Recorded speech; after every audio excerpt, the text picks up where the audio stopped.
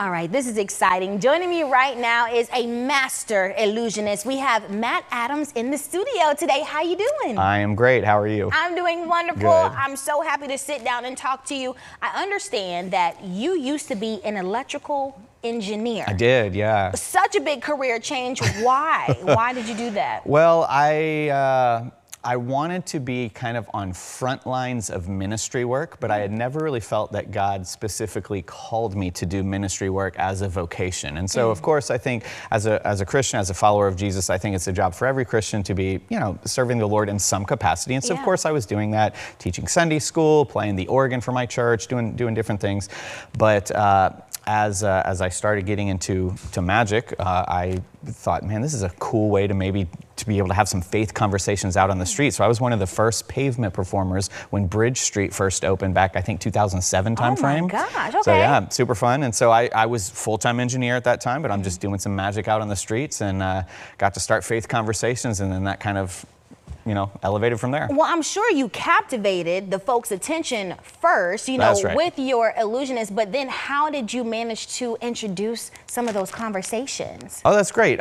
So for me, it was just a natural icebreaker. And so I would do some kind of crazy thing, and I'd make a ring vanish or something, and I'd be like, hey, check it out. Have you ever seen this weird spongy thing? And I'd take it and I'd make it vanish, and I'm like, check it out. It's completely gone, but it's like memory. It remembers where it came from. It's back on the finger. And they're like, whoa, this is crazy. How'd you do that?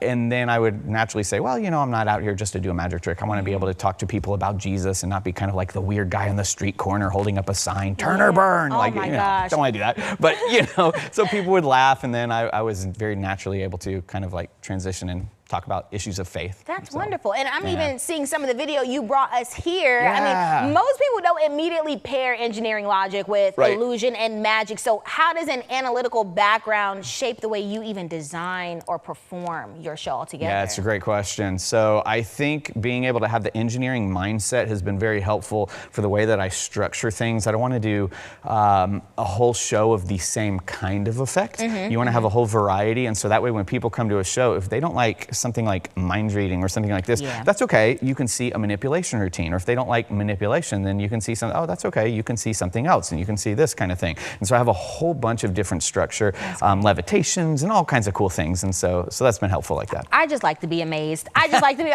you'll probably get a smile out of me on almost any trick that you have up your sleeve. I'm telling you. Now, with your gift, though, it speaks for itself because you've traveled to over 40 countries and performed in almost every continent. Is there one performance or memory or cultural experience that really stands out to you? Okay, so yes, I have so many stories. One of the craziest, I was in Uganda on the coast of Lake Victoria there, and we were at this little fishing village, Namayembe. It wasn't even on the map for years. They didn't have electricity, they didn't have anything, and we were going to do a show there and to be able to share the gospel. So they knew we were coming, so they had set up a stage, a wood stage on the coast right there on the beach, beautiful thing. And as we're going, they were about to put in power lines, and so they had trees felled all along the road.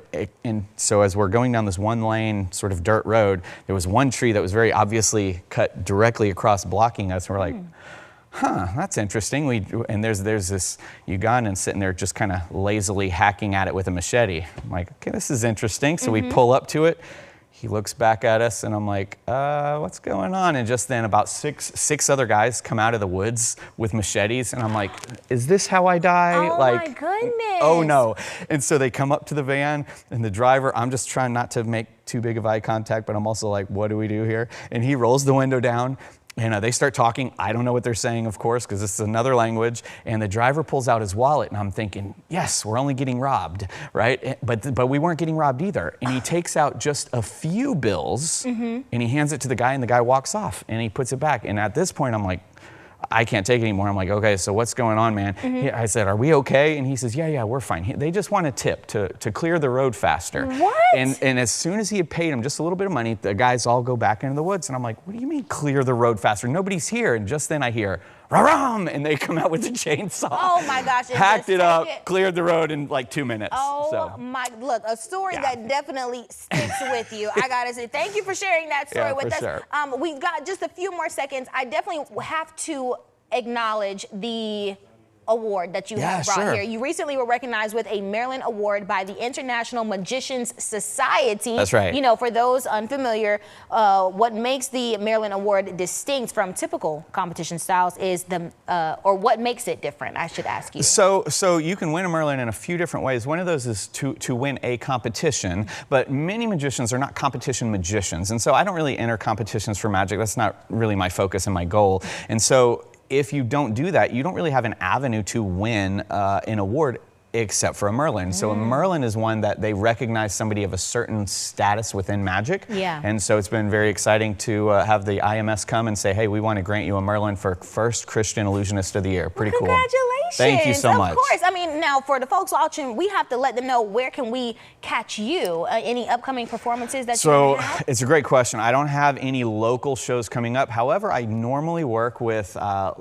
churches. And so if you have a church that you would like to have me come out for a church event, I'd be happy to do that. I actually did a corporate event, it's kind of rare, last night for Legal Journey. Some of my friends, there's some estate planning people. But those are pretty rare that you get to see me locally. But I think my next gig, I'm going to be touring in India here in about a week and a half. So yeah. He's going to be gone. But you know, hit him up, because obviously he gets booked and busy. I'm so happy that you are just able to spread your gift and of course share a message with people all over the world. Thank you for stopping here.